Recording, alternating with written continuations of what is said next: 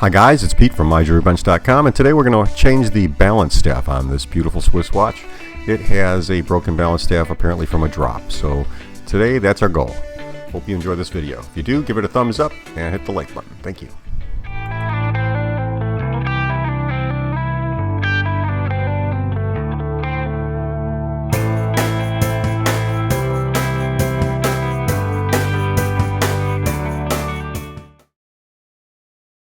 So here, the first thing I'm going to do is use my staking set, and I'm going to insert the balance staff face up, or balance staff wheel up, into my staking set in a place where it's not going to wiggle around. Here you can see I'm just testing each of the little holes, making sure it's there. I'll grab a stake with a hole in it, and I'm just going to make sure it's centered so that we don't do any damage to the pinion on the balance staff. And now the next thing I'm going to do here is grab the balance wheel and place that onto the staff in its correct position.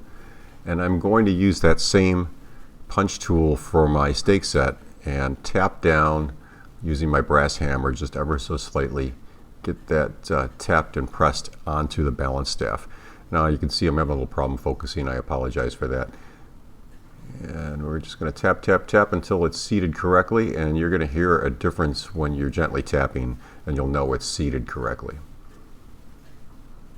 Gently pull the balance staff from the staking set so as not to do any damage. And let's get ready for the next step, which is to test the balance wheel in the movement and see if it spins freely.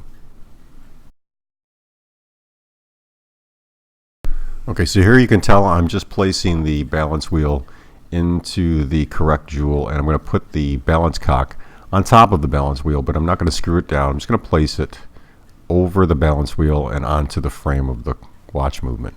This way we can just test and see if we get some free spin here without any wobble on the balance wheel.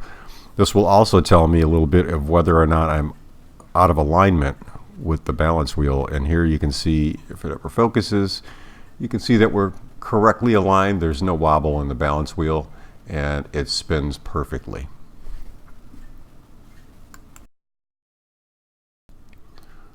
Okay, so here we're going to get the roller table, as you can see there, and we're going to press the roller table onto the balance assembly. What I want to do is make sure that I have a good solid fit onto the staking set so that my balance assembly doesn't wobble around, and I'm going to try to pre-align the roller jewel with that little blue mark that I've made on the balance wheel. So here you can see I'm just gently putting the roller table onto the balance staff, and this would be the underside, the part that that makes contact with the escapement. And then I'm going to align that roller jewel from the center of the staff out to the little blue line that I made on the balance. You're going to do this very, very carefully because you can break the little roller jewel or do damage to the balance staff. Here you can see I'm using another stake tool, and I'm going to gently tap the roller table into place onto the balance. I'm going to use a little punch with a hole on it, and just ever so slightly tap it in until it bottoms out onto the staff. No pressure whatsoever. You're just going to lightly tap like you were tapping your finger on a table. This way we don't cause any damage.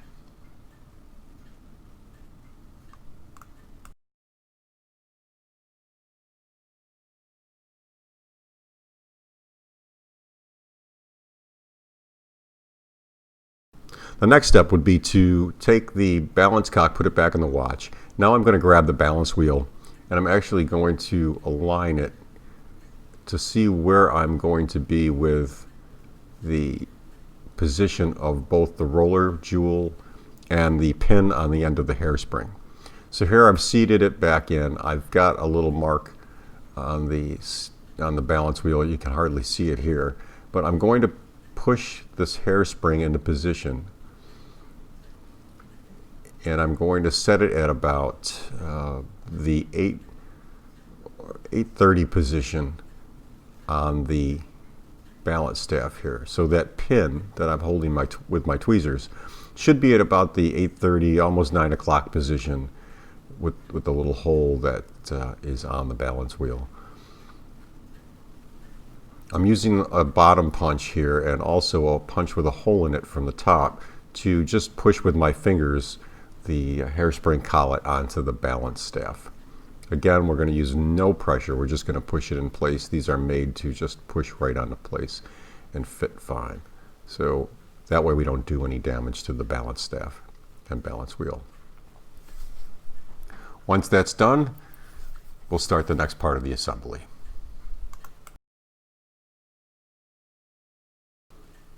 Okay, so here I'm trying to get a close-up of the balance wheel, and if you look at the perimeter of the balance wheel, you see there's a little indentation. That is the direction of the balance or the roller jewel, and you can see that the end of the hairspring has a little pin on it, and that's aimed at about the 9 o'clock position. That's approximately where I want it. Now I'm using my fine screwdriver, and you can see on the hairspring collet there's a little groove. I'm going to focus in here.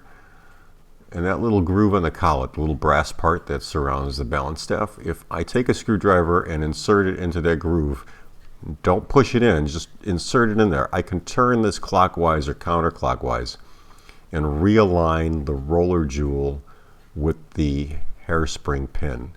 And this will give me proper alignment when I insert the balance assembly onto the balance cock.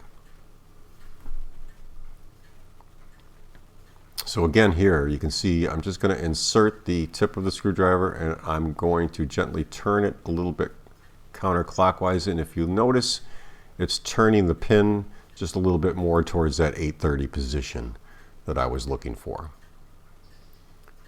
And if we notice now we've gone from the 9 o'clock to approximately the 8:30 position. I might have to make another adjustment. We'll determine that once we get this assembled onto the balance. So here we're looking at the balance cock, and there's the screw that tightens the pin and also the hairspring forks that we put the end of the hairspring onto, and that allows us to make any speed adjustments. This is the screw here, and again you want to make sure that your screwdriver is small enough to tighten that screw up once you get the pin in place. So I'm just going to loosen it a little bit just to make sure. And let's see if we get a good shot of it here. It's kind of hard to focus.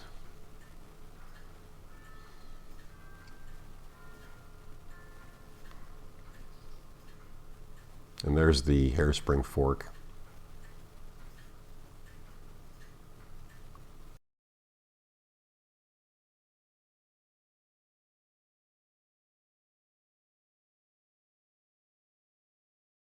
This next phase for inserting the balance assembly onto the balance cock, you're going to have to use quite a bit of caution here. What you want to do is kind of get the upper part of the balance staff into the jewel and get that pin right in the hole onto the balance cock where that screw is, so that we can tighten that down.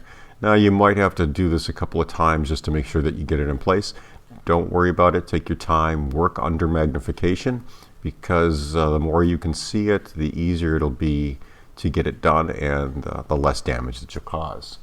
Again, we're going to grab our small screwdriver, the smallest one I have. I've already sharpened it just to make sure that I can get into that head, and I'm just going to twist it ever so gently to tighten the hairspring pin into the balance cock itself using that screw. Once that's tightened down, we move on to the next part, which is inserting the hairspring, the widest point of the hairspring into the hairspring fork, and then with my screwdriver I will close that so that the hairspring doesn't slip out of the hairspring fork. And there you go, guys. That's it. I've got that done. I've assembled it back into the watch movement, and looks like we're aligned pretty well. It's clicking pretty good. The watch is running, and it's ready to go back to the customer. I hope you enjoyed this video. Thanks for watching.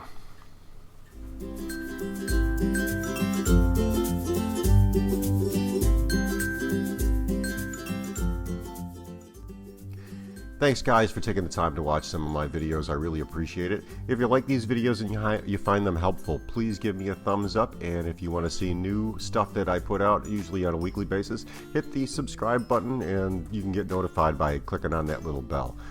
I really appreciate any sharing that you can do, and the thumbs up that I get if you like these videos kind of helps with my channel to grow. You'll see that in the descriptions and on my website I do put affiliate links to products that I show and use in these videos. Those affiliate links give me a little small commission. Doesn't cost you anything if you buy them, and when you buy within the first 24 hours of clicking on those links, I get a tiny little commission that helps keep this channel going. Any little bit helps to keep this up and running. Again, thanks for taking the time to watch it. If you liked it, hit that thumbs up and share on social media. Take care guys, happy watchmaking and jewelry making.